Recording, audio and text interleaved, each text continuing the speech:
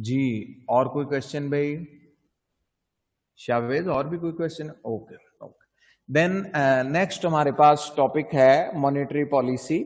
Monetary policy में introduction है और ये कंप्लीट क्वेश्चन 10 नंबर का है, बिल्कुल उसी तरह से जैसे हमने दो फिस्कल पॉलिसी की टाइप्स की थी, एक्सपेंशनरी फिस्कल और कॉन्ट्रैक्शनरी। बिल्कुल इसी तरह से जब गवर्नमेंट इकोनॉमी को एक्सपेंड करना चाहे, एग्रीगेट डिमांड इंक्रीज करना चाहे, नेशनल इनकम लेवल इंक्रीज करना चाहे, तो गवर्नमेंट एक्सपेंशनरी मॉनेटरी पॉलिसी बनाती है, यानी ऐसी मॉनेटरी पॉलिसी जो इकोनॉमी को एक्सपेंड करेगी। और जब कभी गवर्नमेंट इन्फ्लेशन कंट्रोल करना चाहे, बहुत ज्यादा बूम पीरियड है, उसको एग्रीगेट डिमांड बेतहाशा बढ़ रही है, उसको आपने स्लो डाउन करना है, तो फिर आप ऐसी मॉनेटरी पॉलिसी बनाते हैं जो इकोनॉमी को कॉन्ट्रैक्ट करेगी। That's why it is called contractionary monetary policy. तो अगर पूरा 10 नंबर का क्वेश्चन आता है तो स्टेटमेंट इस तरह की हो सकती है, what is monetary policy, briefly describe कर दें, and what are the two types of monetary policy, graphically explain कर दें।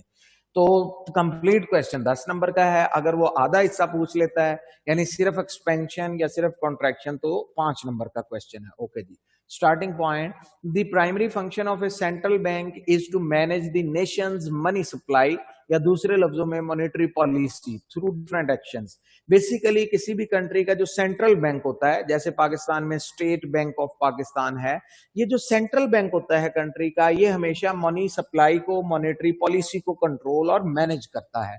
Monetary policy is the process by which the central bank of a country controls the supply of money, यानी पैसे की supply जो है वो पब्लिक की तरफ, अवाम की तरफ, इकोनॉमी में कितना पैसा इंजेक्ट करना है, कब इकोनॉमी से पैसा निकालना है, कब इकोनॉमी में पैसा इंजेक्ट करना है, इस चीज को मैनेज करता है सेंट्रल बैंक।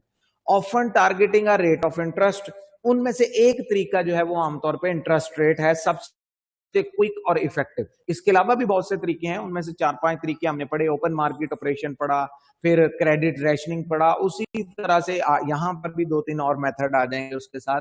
तो आमतौर पे इंटरेस्ट रेट को कंट्रोल करके सेंट्रल बैंक जो है वो मनी सप्लाई को कंट्रोल और मैनेज करता है। The official goals also include relatively stable price level. अब मनी सप्लाई को कंट्रोल क्यों किया जाता है? आमतौर पे स्टेट बैंक के, सेंट्रल बैंक के टारगेट्स क्या होते हैं? पहला टारगेट इन्फ्लेशन को कंट्रोल करना, यानी स्टेबल प्राइस लेवल, बहुत ज्यादा फ्लक्चुएशन ना हो, बेतहाशा प्राइस लेवल बढ़ जाए, फिर बेतहाशा अचानक प्राइस लेवल गिर जाए, स्टेबल प्राइस लेवल।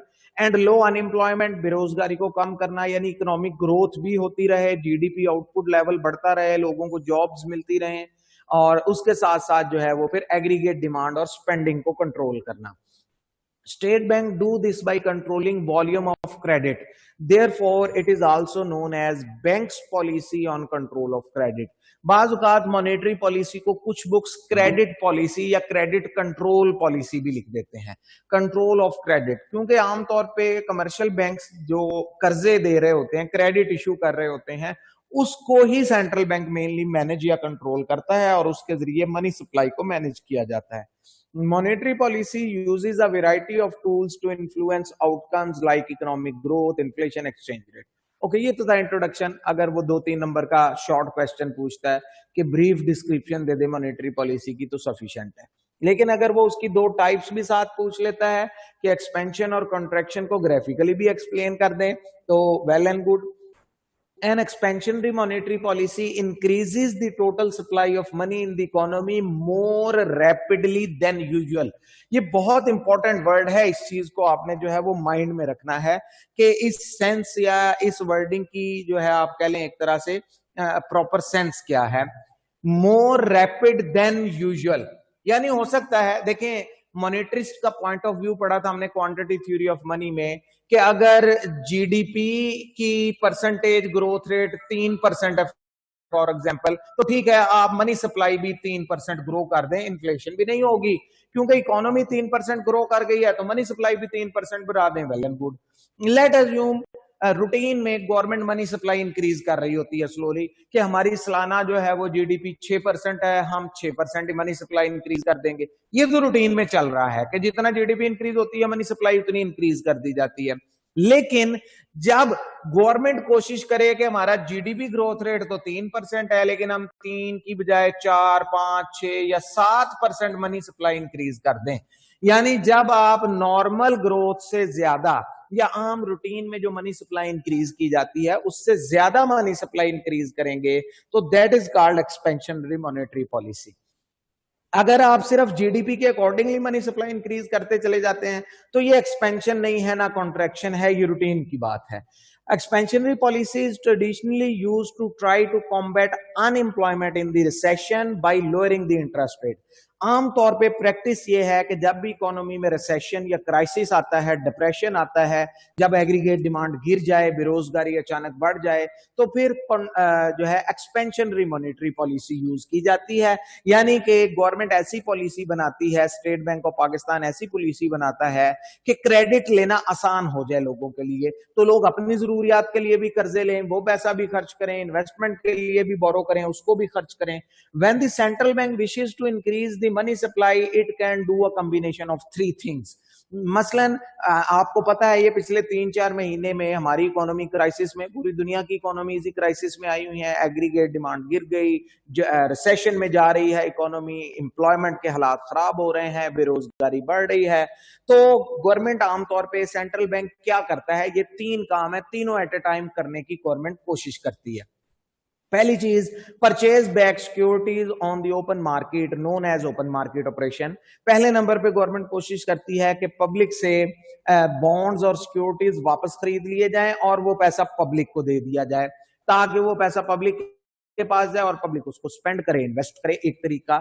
लेकिन हो सकता है बाज़ औक़ात गवर्नमेंट फौरी तौर पे बॉन्ड्स परचेज ना कर सके, गवर्नमेंट के पास इतना रेडी कैश ना हो। फिर दूसरा तरीका, लोअर द डिस्काउंट रेट या इंटरेस्ट रेट। दूसरा ऑप्शन, फिर सेंट्रल बैंक जो है वो इंटरेस्ट रेट को कम कर देता है, और सेंट्रल बैंक ने फिर वही किया कि मार्च से लेके अब तक, हम पहले भी कई दफा डिस्कस कर चुके हैं कि 13.25% से अब इंटरेस्ट रेट 7% पे, 4 महीने के अंदर अंदर हाफ पे जो है वो आप इंटरेस्ट रेट ले आए हैं।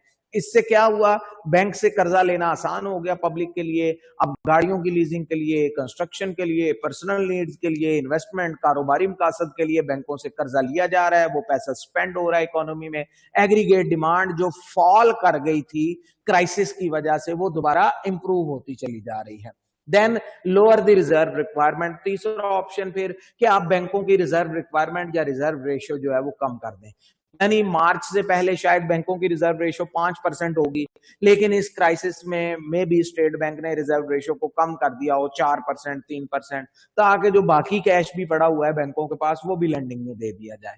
तो इन तीनों का कॉम्बिनेशन बना लिया जाता है कि हम, फॉर एग्जांपल, गवर्नमेंट का टोटल टारगेट है जी 500 अरब की मनी सप्लाई इंक्रीज करनी है, शायद 100 अरब की बॉन्ड्स परचेज बैक कर लिए जाएं, शायद 50 अरब जो है वो इस रिजर्व रेशियो को कम करने से निकल आए, और बाकी जो है 350 अरब जो है वो इंटरेस्ट रेट कम करने से लैंडिंग में इजाफा हो जाएगा। तो गवर्नमेंट का टोटल टारगेट है जी, वो हो जाएगा जी कि 500 बिलियन हमने मनी सप्लाई जो है वो इकोनॉमी में इंक्रीज करनी थी।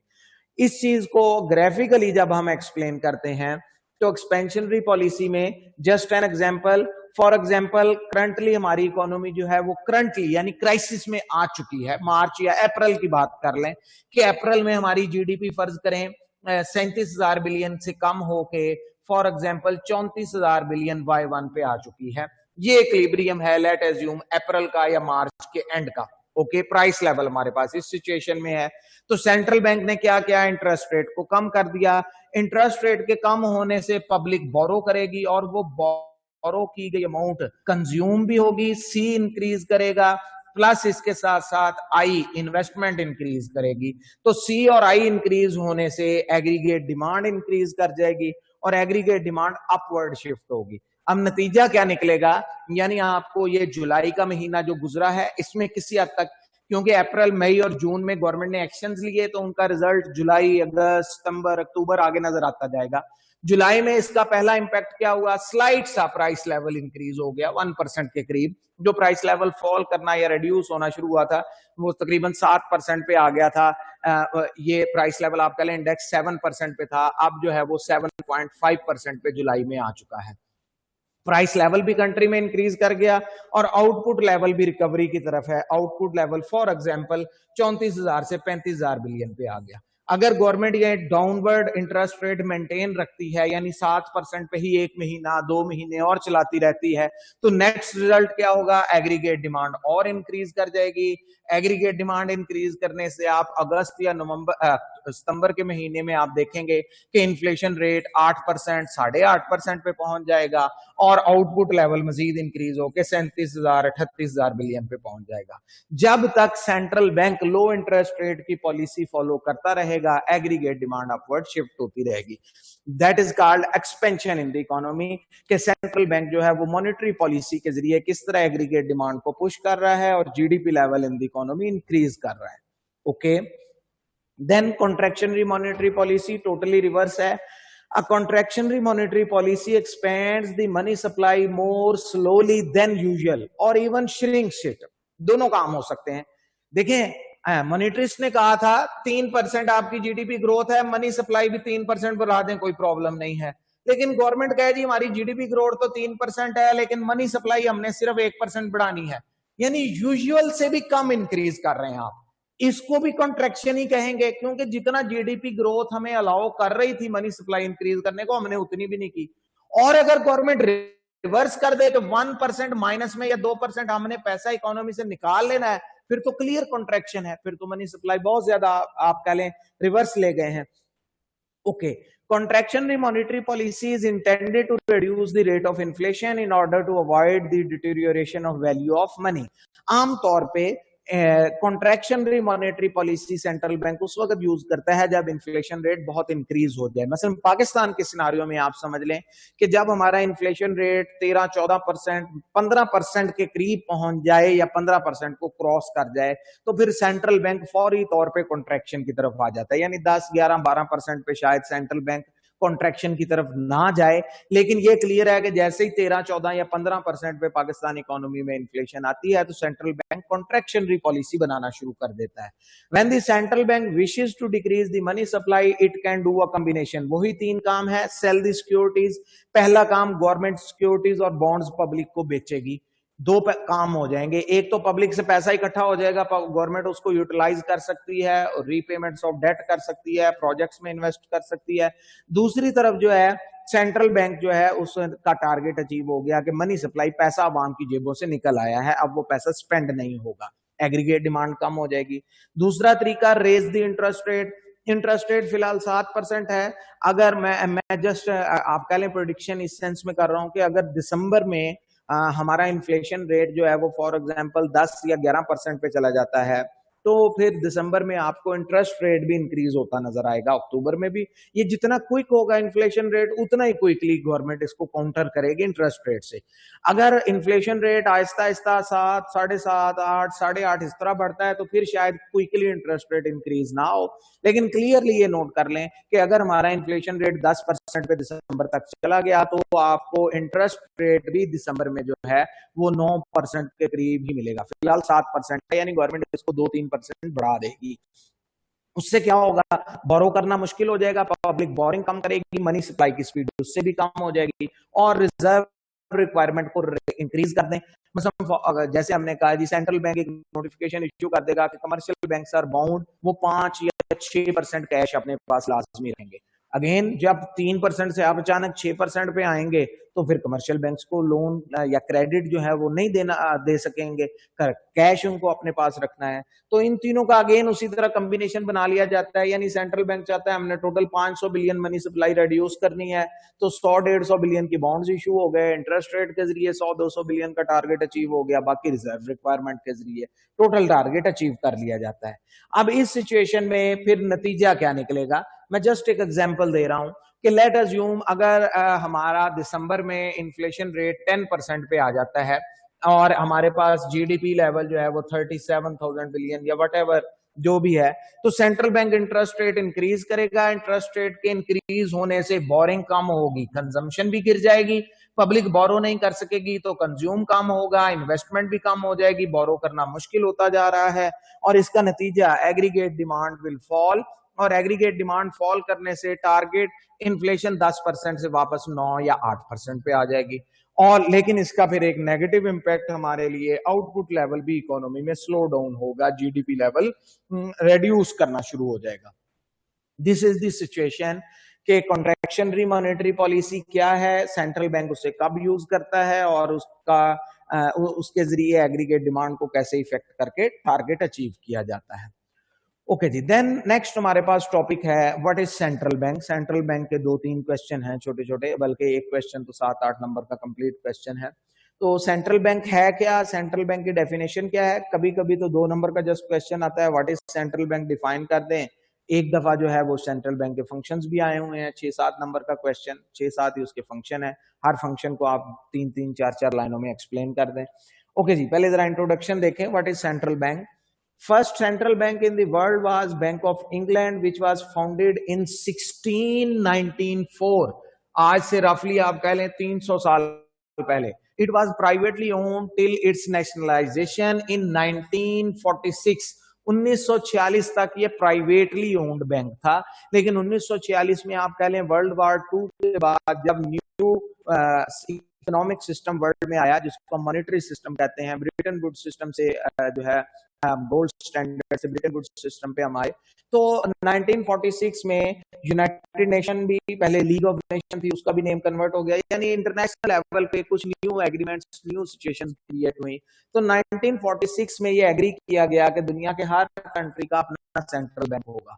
In 1920, the League of Nations agreed that every nation must have a central bank. Almost all countries have a central bank or are the part of a monetary union. इस वक्त दुनिया में 200 plus countries हैं, छोटे बड़े। दुनिया के तकरीबन हर कंट्री का अपना सेंट्रल बैंक है। जिन कंट्रीज का अपना सेंट्रल बैंक नहीं है वो किसी और मॉनेटरी यूनियन का पार्ट है। मसलन यूरोप में कोई छोटे मोटे ऐसे कंट्रीज हैं जिनका अपना सेंट्रल बैंक नहीं है, तो वो किसी और सेंट्रल बैंक के साथ, जैसे यूरो करेंसी है उसके साथ अटैच्ड है, या किसी और कंट्री के सेंट्रल बैंक के साथ अटैच्ड है। तो दोनों पॉसिबिलिटीज है, लेकिन मोस्ट ऑफ द कंट्रीज जो है उनके अपने सेंट्रल बैंक हैं और वो मनी सप्लाई को मैनेज करते हैं और बाकी सेटअप है। ओके जी, सेंट्रल बैंक की proper definition. Central bank is an institution which is owned by the government. Government owners owned institution है, but works as autonomous body. लेकिन गवर्नमेंट उसको इन्फ्लुएंस नहीं करती कि आप इंटरेस्ट रेट बढ़ाएं जी, आप काम करें जी। यानी सेंट्रल बैंक का अपना एक सेटअप है, उसका बोर्ड ऑफ डायरेक्टर है, उसके डायरेक्टर्स हैं, उसका गवर्नर है। वो बैठ के इकोनॉमिक सिचुएशन के मुताबिक अपने फैसले करेंगे कि फिलहाल जी कंट्री में इन्फ्लेशन ज्यादा है, हमने मनी सप्लाई रिड्यूस करनी है। फिलहाल जी इकोनॉमी में इन्फ्लेशन कम है, बेरोजगारी है, हमने मनी सप्लाई इंक्रीज। यानी सेंट्रल बैंक आजाद है कि वो माशी हालात के मुताबिक अपनी मॉनेटरी पॉलिसी कंट्रोल करे। Government, prime minister, president, MNAs, ये लोग उसे इन्फ्लुएंस नहीं कर सकते कि आप लाजमी यही डिसीजन लें। That is autonomous body in almost every country. Okay, it is the main function. Its main function is to maintain favorable monetary condition for the economy within country. Main purpose क्या है दुनिया के हर central bank का, कि वो economy में monetary conditions को favourable रखे, लोगों को करेंसी नोट्स मिलते रहे, इकोनॉमिक एक्टिविटी होती रहे, लोगों का बैंकिंग सिस्टम पे एतमाद बना रहे, लोग करेंसी नोट को एतबार के साथ इस्तेमाल करते रहे। जैसे हमने कहा था कि जो हमारी कमोडिटी और कमोडिटी बैक्ड मनी है, लोगों का सेंट्रल बैंक की तरफ से इशू गए कागज के टुकड़े पे एतबार ही इसलिए है कि उसकी बैक पे स्ट्रॉन्ग सेंट्रल बैंक है, गोल्ड रिजर्व है, और दैट इज द सिचुएशन। अगर लोगों को जरा सा भी डाउट होता है कि सेंट्रल बैंक गोल्ड के बगैर प्रिंटिंग कर रहा है, गारंटी नहीं दे रहा है, without guarantee currency note print हुए हैं, यानी उन पे रिटर्न नहीं है, तो Aahista Aahista value of money down जाना शुरू हो जाएगी। जैसे हमने एग्जांपल दी थी जिम्बाब्वे वगैरह की, इवन यू कैन इमेजिन के द वैल्यू ऑफ मनी इतनी तेजी से डाउन जा सकती है। जैसे हमने कई दफा एग्जांपल की कि जो प्रोडक्ट 1 रुपए की है वो 10 लाख 1 करोड़ रुपए तक विद इन 1 ईयर पहुंच जाएगी। यानी कागज की करेंसी, कागज के करेंसी नोट की वैल्यू ही खत्म हो गई है, निल हो गई है। Okay, it usually does not deal directly with the public. आमतौर पे दुनिया के तमाम central bank direct public dealing बहुत कम करते हैं, तकरीबन ना होने के बराबर। Central bank is an entity responsible for overseeing the monetary policy in a country. It is also concerned about the stability of currency, rate of inflation and unemployment. और central bank के 3 मेजर ऑब्जेक्टिव जो हैं, currency rate को stable करना against दूसरी currencies के, dollar, riyal, whatever, rate of inflation को manage करना, कंट्री में महंगाई को कंट्रोल करना, और बेरोजगारी को, अनएम्प्लॉयमेंट को एड्रेस करना, उसके लिए पॉलिसी मेकिंग करना। ओके जी, ये है इंट्रोडक्शन और सेंट्रल बैंक की प्रॉपर डेफिनेशन। नेक्स्ट हमारे पास फंक्शंस ऑफ सेंट्रल बैंक। ये 7 नंबर का क्वेश्चन है, 7-8 ही इसमें फंक्शंस हैं। यानी सेंट्रल बैंक की, किसी भी कंट्री का जो सेंट्रल बैंक है उसकी मेन ड्यूटीज क्या है, duties of central bank, functions of central bank. Okay जी, फर्स्ट ऑफ ऑल सबसे पहली चीज तो है sole supplier of currency and note issuing authority. किसी भी कंट्री में करेंसी का सोल सप्लायर, करेंसी का पूरे का पूरा कंट्रोल सेंट्रल बैंक के पास है, और note issuing authority, currency notes को इश्यू करने की अथॉरिटी भी सिर्फ सेंट्रल बैंक के पास है। इसके अलावा ना कोई सरकारी अदारा, ना कोई प्राइवेट अदारा, ना कोई बैंक कोई करेंसी नोट इशू नहीं कर सकता। नोट इशू करने के लिए दो रूल यूज होते हैं, ये दोनों सिर्फ आपने एमसीक्यूज की सेंस में याद रखने हैं, इन दोनों की एक्सप्लेनेशन आपके सिलेबस में नहीं है। एक को हम कहते हैं फिक्स्ड फिडुशियरी सिस्टम, या इसको बाद का 100% सिस्टम भी कहा जाता है, परसेंटेज सिस्टम भी कह देते हैं। दूसरा नहीं, परसेंटेज नहीं, 100% सिस्टम, फिक्स्ड फिडुशियरी। दूसरे हमारे पास प्रपोर्शनेट, इसको परसेंटेज सिस्टम भी कह दिया जाता है। इन दोनों में फर्क क्या है, छोटा सा एक पॉइंट समझ लें ताकि जस्ट ये एज ए डेफिनेशन आपके माइंड में क्लियर हो जाए, कहीं एमसीक्यूज में आ जाए तो। देखिए, हमने कहा था कि सेंट्रल बैंक जब भी करेंसी नोट प्रिंट करेगा तो वो रिजर्व में गोल्ड रखेगा। भाई कितना गोल्ड रखेगा, मैं जस्ट एक एग्जांपल दे रहा हूं। फर्ज कर लेते हैं हम जी, फॉर एग्जांपल के 15 करोड़ का अगर हम बाय वेट गोल्ड आज मेजर करें, मुझे अब एग्जैक्ट कैलकुलेशन नहीं है लेकिन मैं जस्ट एग्जांपल दे रहा हूं कि late assume 1 KG of gold की आज मार्केट में वैल्यू 15 करोड़ रुपए बनती है। जस्ट एन एग्जांपल, 15 करोड़ रुपए 1 केजी ऑफ गोल्ड की वैल्यू बनती है। यानी अगर पाकिस्तान में फिक्स फिडुशियरी सिस्टम हो तो सेंट्रल बैंक क्या करेगा, 1 केजी ऑफ गोल्ड अपने पास रिजर्व में रखेगा और 15 करोड़ के करेंसी नोट्स छाप देगा, प्रिंट कर देगा। अब करेंसी नोट डिनोमिनेशन कोई भी हो सकती है, यानी ये सारे का सारा 15 करोड़ 50 रुपए की डिनोमिनेशन में उसने प्रिंट कर दिया, सारे का सारा 15 करोड़ उसने 5000 की डिनोमिनेशन में या डिवाइड कर दिया, कुछ 100 के, कुछ 50 के, कुछ 20 के, कुछ वटेवर, टोटल करेंसी कितनी प्रिंट हुई है जी, 15 crore. 1 KG gold central bank ने अपने पास रिजर्व में ऐड कर लिया।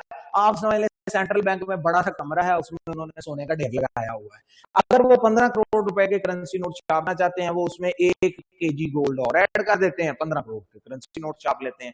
यह है फिक्स्ड फिडुशियरी सिस्टम। दुनिया के कुछ मुल्कों में ये है, आई थिंक ऑस्ट्रेलिया है, जापान है, मे भी 1-2 शायद और कंट्रीज हों जो ये फॉलो करते हैं।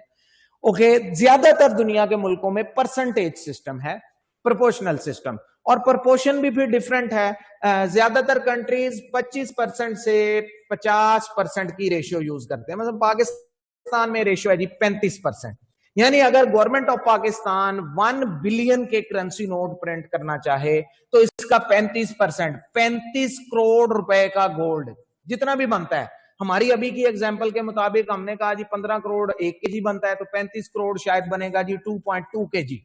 तो गवर्नमेंट 2.2 केजी गोल्ड रखेगी, 35 करोड़ का गोल्ड उसने रिजर्व में सेंट्रल बैंक ने रख लिया, लेकिन करेंसी नोट कितने के प्रिंट कर लेगी, 1 बिलियन के। तो जितने के करेंसी नोट प्रिंट करने हो उसका 35% सेंट्रल बैंक का जो है वो रिजर्व में जाना लाजमी है। ये लॉ कौन बनाता है, पार्लियामेंट ऑफ द कंट्री में लॉ बना हुआ है। अमेरिका जो है वो आई थिंक 27% या 28% रूल फॉलो करता है, कनाडा शायद 40%। दुनिया के कंट्रीज की आपको लिस्ट इंटरनेट पे मिल जाएगी कि कौन सा कंट्री कितना percentage system, proportional reserve system use करता है। ओके, ये तो जस्ट आप कह लें 2 एडिशनल पॉइंट थे कि जो प्रिंटिंग ऑफ करेंसी है उसकी 2 मेथड्स क्या है, 100% रूल है या परसेंटेज रूल है, और वो हर कंट्री के लॉ के मुताबिक जो भी लॉ होगा सेंट्रल बैंक उसको फॉलो करेगा। ओके जी, देन नेक्स्ट हमारे पास जो मेन फंक्शन है, दूसरा पॉइंट, ये अगर आपसे 7 नंबर का फंक्शन पूछा जाता है तो आप उसमें ये डिटेल ना लिखें, फिक्स्ड और फिडुशियरी की, फिक्स्ड और फिडुशियरी का सिर्फ नेम मेंशन करके एक लाइन लिख दें, उस पर सफिशिएंट है। लेकिन अगर वो कहीं एमसीक्यूज में या कहीं छोटा सा 2 नंबर का क्वेश्चन बना दे तो फिर आप उसकी डिटेल थोड़ी सी 3-4 लाइनों में लिख दें। ओके जी, दूसरा function banker to the government, central bank का दूसरा अहम तरीन काम गवर्नमेंट को बैंकिंग सर्विसेज देना। गवर्नमेंट की जितनी पेमेंट्स और रिसिप्ट्स का काम है, वो विद इन कंट्री हो, आउट ऑफ कंट्री हो, इंटरनेशनल मार्केट में हो, वर्ल्ड बैंक से, आईएमएफ से लोन्स लेने हैं, उनको रीपे करने हैं, किसी मुल्क को पेमेंट करनी है, रिसीव करनी है, कंट्री के अंदर गवर्नमेंट्स के अकाउंट है, टैक्स कलेक्शन के अकाउंट है, पेमेंट्स हैं, सैलरीज पे करनी है। तो गवर्नमेंट का जितना भी पैसों का निजाम है, लेन देन है, पेमेंट्स और रिसिप्ट्स हैं, वो सेंट्रल बैंक मैनेज करता है।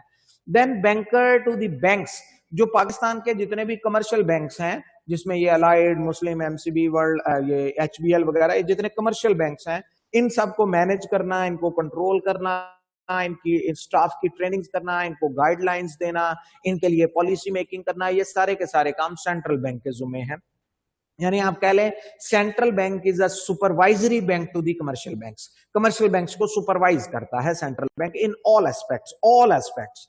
Okay, then lender of the last resort, आखिरी ऑप्शन के तौर पे अगर कमर्शियल बैंक के पास इमरजेंसी में कैश खत्म हो जाता है तो from where they will buy और बोरो, कहां से वो कर्जा लेंगे? कमर्शियल बैंक्स को इमरजेंसी में नीड है बोरो करने की, तो सेंट्रल बैंक रेडी है। सेंट्रल बैंक एक तरह से आप कह लें आखिरी ऑप्शन या आखिरी सहारे के तौर पे काम करता है कि अगर कमर्शियल बैंक्स किसी वक्त भी क्राइसिस में आए, उनके पास कैश फिनिश हो गया, बेशक वो उनकी अपनी कैश की नीड से ज्यादा हो, तो सेंट्रल बैंक फौरी तौर पे लेंड करने को तैयार है।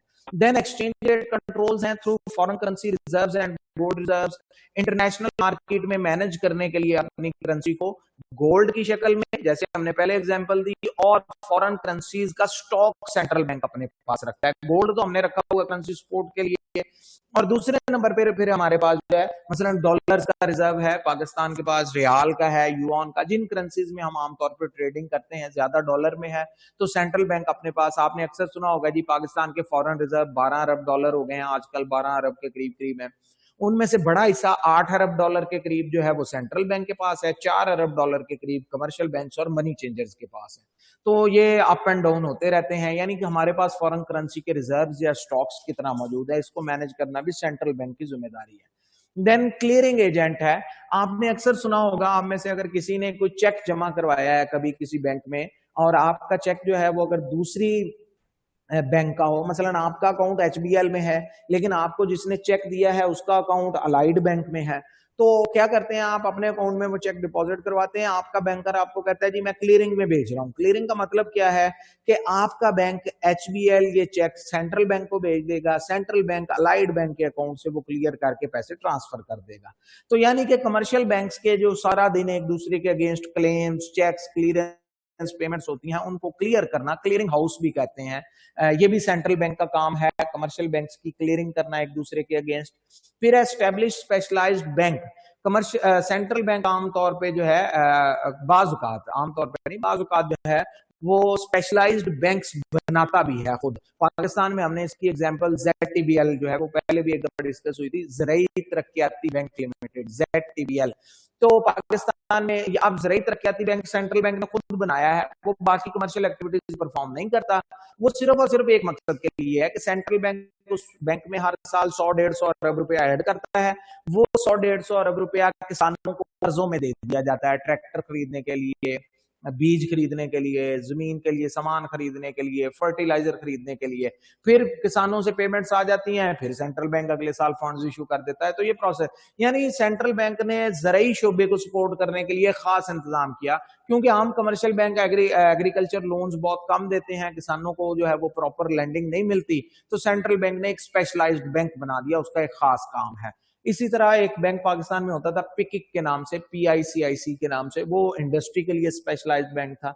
इस तरह के बैंक्स बनाना भी स्पेशलाइज्ड पर्पस के लिए जो है वो, अब में भी आप अगले 4-5 महीने में सुने कि शायद सेंट्रल बैंक एक मॉर्गेज बैंक बना दे, वो भी स्पेशलाइज्ड बैंक होगा कि वो सरकारी बैंक है लेकिन वो सिर्फ घरों की कंस्ट्रक्शन के लिए कर्जे देगा नहीं, लेकिन ये तब होगा जब कमर्शियल बैंक्स प्रॉपर लैंडिंग नहीं करेंगे। अगर कमर्शियल बैंक्स ही लैंडिंग कर देते हैं सेंट्रल बैंक की गाइडलाइन पे तो फिर तो प्रॉब्लम ही नहीं है, लेकिन अगर वो लैंडिंग नहीं करते क्योंकि इंटरेस्ट रेट कम मिलना है मॉर्गेज पे उनको, तो हो सकता है सेंट्रल बैंक को मजबूरन एक स्पेशलाइज्ड बैंक खुद बनाना पड़े। देन कंट्रोल ओवर क्रेडिट, ये तो उसका काम है ही है, मॉनेटरी पॉलिसी कंट्रोल करना कि इंटरेस्ट रेट कब इंक्रीज करना है, कब डिक्रीज करना है। तो दीज आर दी 7 और 8 functions of the central bank के सेंट्रल बैंक जो है वो क्या 7 ड्यूटीज या फंक्शंस परफॉर्म करता है। ओके जी, अब नेक्स्ट हम करने जा रहे हैं tools of monetary policy. Again ये टूल्स ऑफ मॉनेटरी पॉलिसी हम पहले भी कर चुके हैं, पिछले चैप्टर में मैंने आपको बताया था कि 4-5 ऑप्शन हमने वहां डिस्कस किए, ओपन मार्केट ऑपरेशन डिस्कस किया, डिस्काउंट रेट किया, क्रेडिट रैशनिंग किया, रिजर्व रेशो वाला पॉइंट किया। तो 4-5 पॉइंट तो एग्जैक्ट वही है, इसमें कोई डिफरेंस नहीं है, लेकिन बाकी 2-3 पॉइंट जो है वो स्लाइटली डिफरेंट भी है। अच्छा, अब यहाँ पे एक छोटा सा पॉइंट समझ लें, जो हमने मॉनेटरी पॉलिसी के टूल्स पहले डिस्कस किए हैं वहां पे 4-5 पॉइंट की एक्सप्लेनेशन जो है वो किसी पॉइंट की भी 3-4 लाइन से ज्यादा नहीं है। अगर आपको क्वेश्चन दिया जाए 5 नंबर का या 6 नंबर का कि what are the tools of monetary policy, तो जितने नंबर हैं आपने उतने पॉइंट एक्सप्लेन कर देने हैं। 6 नंबर का क्वेश्चन है, 6 पॉइंट एक्सप्लेन कर दें, हर पॉइंट 3 से 4 लाइनों में। लेकिन एक डिफरेंट सिनारियो मैंने पिछले 2 पेपर्स में देखा है, लास्ट पेपर में भी था, शायद उससे पिछले में भी था। क्या सिनारियो है कि वो इन 6-7 ऑप्शन में से सिर्फ एक, मसलन वो कहता है जी ओपन मार्केट ऑपरेशन को डिटेल में एक्सप्लेन कर दें, अकेला ओपन मार्केट ऑपरेशन ही वो 5 नंबर का या 6 नंबर का दे देता है। वो अकेला डिस्काउंट रेट का ऑप्शन ही कह देता है जी 5 नंबर का एक्सप्लेन कर दे। तो फिर ये जो अब आपके सामने पोर्शन है टूल्स ऑफ मॉनेटरी पॉलिसी का, यहां पे मैंने थोड़ा सा आप कह लें एक तरह से डिटेल में डिस्कशन की है। तो आपने ये चीज थोड़ी सी बच्चे माइंड में रखनी है कि अगर वो 6 के 6 या 5 ऑप्शन आपसे पूछता है और टोटल क्वेश्चन ही 5 नंबर का बनाता है, तो ईच पॉइंट पे 4 लाइनों से ज्यादा लिखने की जरूरत नहीं है। ब्रीफली 4 लाइनों के अंदर अंदर उस पॉइंट को बेहतरीन एक्सप्लेन कर दें, कुछ मिस भी ना हो लेकिन वर्डिंग कम यूज करें।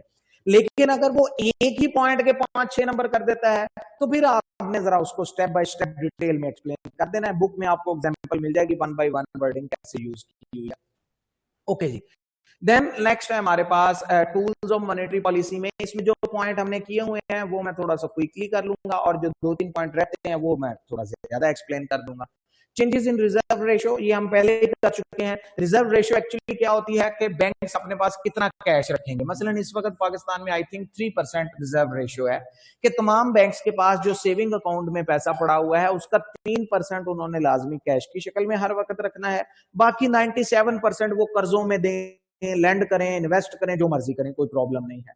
सेंट्रल बैंक जब चाहेगा कि लैंडिंग कम करवानी है, रिजर्व रेशो को बढ़ा दिया जाएगा। रिजर्व रेशो 3 से 5% कर दें, ऑटोमेटिकली कमर्शियल बैंक का कैश तो ब्लॉक हो गया, वो तो बैंक में रखना पड़ गया उनको, तो वो लैंडिंग तो नहीं कर सकेंगे, मनी सप्लाई रिड्यूस हो जाएगी। या आप रिवर्स एग्जांपल एक्सप्लेन कर दें। दूसरा ऑप्शन फिर ओपन मार्केट ऑपरेशन है कि सेंट्रल बैंक जो है वो गवर्नमेंट की बॉन्ड्स एंड सिक्योरिटीज को सेल परचेज करता है। बॉन्ड्स सेल कब किए जाते हैं? जब मनी सप्लाई रिड्यूस करनी हो, यानी सेंट्रल बैंक बॉन्ड बेचेगा, पैसा पब्लिक से ले लेगा। जब पब्लिक से पैसा ले लिया जाएगा, उनको बॉन्ड दे दिया जाएगा, सिक्योरिटी या टी बिल, ट्रेजरी बिल दे दिया जाएगा, तो पैसा तो इकोनॉमी से निकल आया, मनी सप्लाई रिड्यूस हो गई। दूसरी तरफ सेंट्रल बैंक जो है जब बॉन्ड्स को परचेज बैक करेगा, परचेज बैक का मतलब क्या है? गवर्नमेंट अनाउंस करती है जी हमने फलां स्कीम में जो बॉन्ड अनाउंस किए थे वो यार परचेजिंग बैक, आप उसे फेस वैल्यू पे वापस रिटर्न कर दें और जितना इंटरेस्ट पेमेंट बनती है वो ले लें और क्लियर कर लें। अब होगा क्या? पब्लिक बॉन्ड्स लेके नेशनल बैंक या कौमी मर्कज से बचत पे आएगी, बॉन्ड गवर्नमेंट को दे देगी, अपने पैसे लेके चली जाएगी। अब पैसा पब्लिक के पास आ गया, तो अब उस पैसे को मैं या कहीं कंज्यूम कर दूंगा, कंजम्पशन में सी में चला जाएगा, या मैं कहीं उसे इन्वेस्ट कर दूंगा इन्वेस्टमेंट में, तो एग्रीगेट डिमांड बढ़ेगी मनी सप्लाई के जरिए।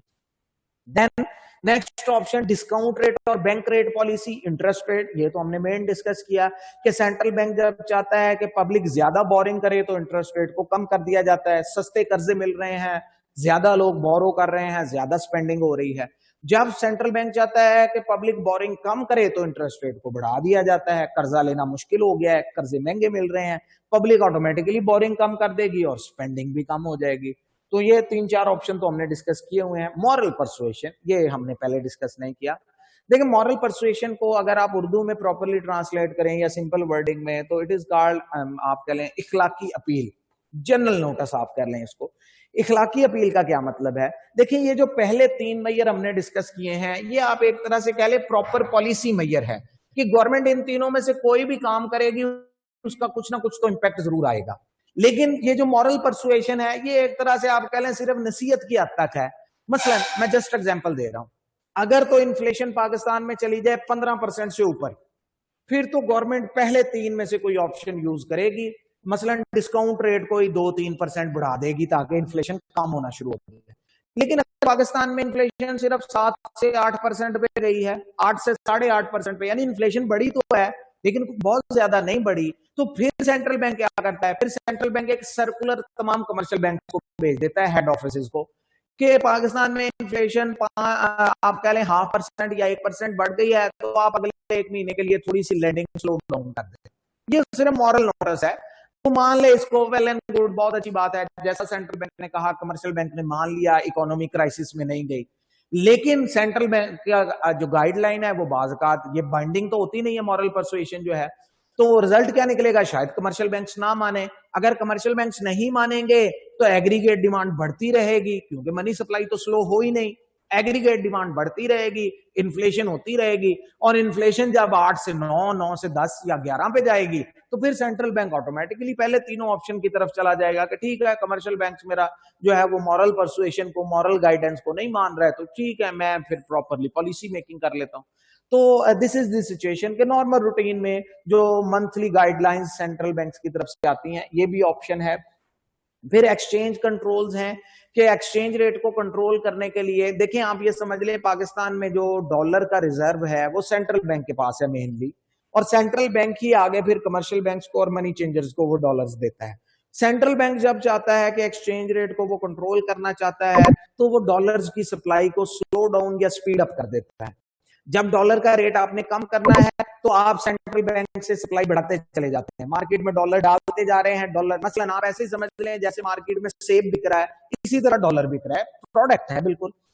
अब यानी कि अगर सेब 150 रुपए किलो है और मार्केट में रोजाना आपके पास सेब का स्टॉक पड़ा हुआ है, आप रोजाना सेब एक्स्ट्रा सप्लाई करते चले जाएं तो कल को 145 पे आ जाएगा, उससे अगले दिन 140 रुपए किलो पे, उससे अगले दिन 135 पे। बिल्कुल इसी तरह से सेंट्रल बैंक के पास अरबों डॉलर का स्टॉक है। जब सेंट्रल बैंक डॉलर का रेट कम करवाना चाहे, मसलन 167 पे आजकल सेंट्रल बैंक फील करता है जी ये हमारी इकोनॉमी के लिए अच्छा नहीं है, इकोनॉमिक सिचुएशन के लिहाज से इसे 160 पे आना चाहिए, तो central bank Aahista Aahista dollar की सप्लाई बढ़ाता जाएगा। कल 166 पे आ जाएगा, 165, अगले दिन 164, 163, सप्लाई बढ़ाते चले जाएंगे। डिमांड कंपैरेटिवली कम है, डॉलर सस्ता होता चला जाएगा। रिवर्स भी किया जा सकता है। तो एक्सचेंज रेट को कंट्रोल जो है वो टूल्स ऑफ मॉनेटरी पॉलिसी में आता है। देन क्रेडिट रैशनिंग हम पहले भी कर चुके हैं। क्रेडिट रैशनिंग का मतलब है कि कमर्शियल बैंक्स डेली, वीकली या मंथली बेसिस पे मैक्सिमम कितना बोरो कर सकते हैं। आम रूटीन में जब कोई प्रॉब्लम ना हो, सेंट्रल बैंक की तरफ से कोई पाबंदी नहीं होती कि कमर्शियल बैंक्स कितना बोरो करें। उनको 10 अरब की जरूरत है, वो 10 बिलियन बोरो कर लें, उनको 2 बिलियन की जरूरत है, 2 बिलियन बोरो कर लें। लेकिन जब सेंट्रल बैंक ये फील करता है कि इन्फ्लेशन बेतहाशा बढ़ती जा रही है और कमर्शियल बैंक है कि वो हमसे पैसा लेते जा रहे हैं, पब्लिक को लेंड करते जा रहे हैं, तो सेंट्रल बैंक उन बैंक्स पे जो बेतहाशा लैंडिंग कर रहे हैं, सिर्फ उन बैंक्स पे क्रेडिट रैशनिंग लगा देता है कि जी फलां बैंक है, इनको अगले 2 महीने के लिए हमने लोन नहीं देना, या अभी ये मंथली जो है वो 10 बिलियन ले रहे हैं, हम इनको सिर्फ 4 बिलियन मंथली देंगे, 2 बिलियन देंगे। तो क्रेडिट को रेशन कर दिया जाता है, कंट्रोल कर लिया जाता है। ओके, देन नेक्स्ट है हमारे पास फिर consumer credit regulation, last option. Consumer credit के कवानीन है कुछ। कंज्यूमर क्रेडिट क्या होता है, मसलन मैंने गाड़ी लेनी है, मैं कंज्यूमर हूं, मैं बैंक के पास जाता हूं, जी मुझे गाड़ी लीज कर दे, फलां गाड़ी है 20 लाख की है, मुझे गाड़ी ले दे, मैं इंस्टॉलमेंट पे कर दूंगा आपको, इंटरेस्ट प्लस प्रिंसिपल। या मैंने घर बनाना है, मैं बैंक के पास जाता हूं। तो जो कंज्यूमर्स को कर्जे देने की शराइत, रूल्स, रेगुलेशन है, उनको चेंज करके भी सेंट्रल बैंक मनी सप्लाई को कंट्रोल करता है। मैं जस्ट एक एग्जांपल दे रहा हूं, वरना इसकी सैकड़ों एग्जांपल्स हैं। इस वक्त पाकिस्तान में गाड़ियों की लीजिंग के लिए सेंट्रल बैंक का एक कानून है कि डाउन पेमेंट रिक्वायरमेंट 15% है। डाउन पेमेंट का मतलब क्या है, मसलन मैं कमर्शियल बैंक के पास गया हूं, एक गाड़ी है टोयोटा कंपनी की, 20 लाख रुपए की है मार्केट में, फ्रेश शोरूम पे। मैं सेंट्रल कमर्शियल बैंक के पास जाता हूं, जी एचबीएल वालों के पास, मैं कहता हूं जी ये 20 लाख की गाड़ी है, मैं खरीदना चाहता हूं, मुझे गाड़ी खरीद के दे दें, मैं इंस्टॉलमेंट्स में इस पे जो आप इंटरेस्ट चार्ज करना चाहते हैं एग्रीमेंट कर ले, मेरे इंस्टॉलमेंट प्लान बना दें 2, 3, 4, 5 साल का, मैं इंस्टॉलमेंट पे करता रहूंगा, गाड़ी ले दे मुझे। कमर्शियल बैंक को तो ऑप्शन चाहिए, उनके पास तो पैसा पड़ा है, वो लैंड करेंगे तो उससे मुनाफा कमाएंगे। ओके, कमर्शियल बैंक कहता है जी ठीक है, लेकिन सेंट्रल बैंक का रूल है कि 15% डाउन पेमेंट आपने पे करनी है, यानी 20 लाख का 15% जो है वो बनेगा 3 लाख रुपए। आप 3 लाख रुपए अभी कैश जो है हमें जमा करवा दें, बाकी 17 लाख रुपए जो है वो हम जो है वो ऐड करेंगे, 20 लाख रुपए की गाड़ी आपको ले देंगे और 17 लाख रुपए पे इंटरेस्ट ऐड करके हम उसकी इंस्टॉलमेंट्स बना देंगे, आप इतने अरसे में पे कर देना। ये है डाउन पेमेंट रिक्वायरमेंट। यानी इस वक्त अगर मेरे पास जेब में 3 लाख रुपया पड़ा हो तो I am eligible to borrow, I can borrow, मैं जा सकता हूं, गाड़ी खरीद सकता हूं, बोरो कर ला सकता हूं। ओके, मैं गाड़ी लेने के लिए सुबह बैंक पहुंचा, बैंक जाके मैं कहता हूं जी कि 20 लाख की गाड़ी है, 3 लाख रुपया ये लें कैश और मुझे ये दे दें, और कमर्शियल बैंक कहता है जी कि कल सेंट्रल बैंक ने न्यू नोटिफिकेशन इश्यू कर दिया है कि डाउन पेमेंट 20% होगी। अब 20% का मतलब है कि अब 6 लाख रुपया जो है, नहीं 6 लाख नहीं, 20% बनेगा 4 लाख। अब मुझे 4 लाख रुपया डाउन पेमेंट देनी पड़ेगी, बाकी 16 लाख बैंक में लाएगा और उसके बाद जो है बाकी प्रोसेस वही हो जाएगा। लेकिन मेरे लिए तो प्रॉब्लम हो गया, मेरे पास टोटल है 3 लाख। मैं कहता हूँ यार ये तो बड़ा मुश्किल हो गया, अब मैं 3-4 महीने और लगाता हूँ, 1 लाख रुपया और इकट्ठा करता हूँ, फिर जाके मैं 4 लाख रुपया डाउन पेमेंट दूँ, यानी मैं बोरो नहीं करूंगा। अब नतीजा क्या निकलेगा, इसकी वजह से स्पेंडिंग, पैसा नहीं आया, स्पेंडिंग नहीं हुई, मनी सप्लाई कम हो गई। सेंट्रल बैंक सिंपली, ये एक एग्जांपल है कि कंज्यूमर के जो लेंडिंग के कवानीन है उसमें उनको भी चेंज किया जा सकता है, उसके जरिए भी आप मनी सप्लाई बढ़ा, आप ये रिक्वायरमेंट्स कम करते चले जाए, बोरिंग आसान हो जाएगी, मनी सप्लाई बढ़ जाएगी, या रिवर्स कर लिया जाए। तो ये 6 ऑप्शन है। मैंने अगेन आपको बता दिया, अगर वो इनमें से कोई एक ऑप्शन दे दे, आमतौर पे ये जो पहले दोनों तीनों ऑप्शन है, इन 3 ऑप्शन को बाजू का ज्यादा फोकस कर लिया जाता है कि इनमें से कोई एक क्वेश्चन भी पूरा 5 नंबर का वो बना के दे देता है जी, कि ओपन मार्केट ऑपरेशन 5 नंबर का एक्सप्लेन कर दे। तो अगर वो एक ही ऑप्शन 5 नंबर का दे दे तो फिर आपने जरा डिटेल में, जैसे मैंने इस हिस्से में एक्सप्लेन किया हुआ है, 8-10 लाइनें कम से कम जो है उस पर लिखनी है। और अगर वो जनरली पूछ लेता है कि टूल्स ऑफ मॉनेटरी पॉलिसी बताते हैं जी, 5 नंबर का क्वेश्चन है, तो आपने 5 टूल्स लिखने हैं, हर टूल पे आप 3-4 लाइनों से ज्यादा लिखने की जरूरत नहीं है। ओके जी, आज के लिए सफिशिएंट है, बाकी इंशाल्लाह फिर जो है हम कल की क्लास में करेंगे। इन टॉपिक्स को अच्छी तरह पढ़ लें, कोई इनमें प्रॉब्लम या डाउट हो तो कल पूछिएगा, अदरवाइज जो है ओके जी। हादिया क्या क्वेश्चन है भाई आपका? अस्सलाम वालेकुम सर। वालेकुम सलाम। सर मैंने आपसे पूछना था कि कल इकोनॉमिक्स का टेस्ट होगा। जी जी बिल्कुल, फ्राइडे है, कल टेस्ट होगा, टाइम भी सर अनाउंस हो कितने जाएगा बजे? आज। टाइम को यूं अनाउंस कर देंगे, या क्लास से पहले होगा या क्लास के फौरन बाद होगा, जैसी भी चलो सिचुएशन। ठीक है। ओके ओके ओके, अल्लाह हाफिज।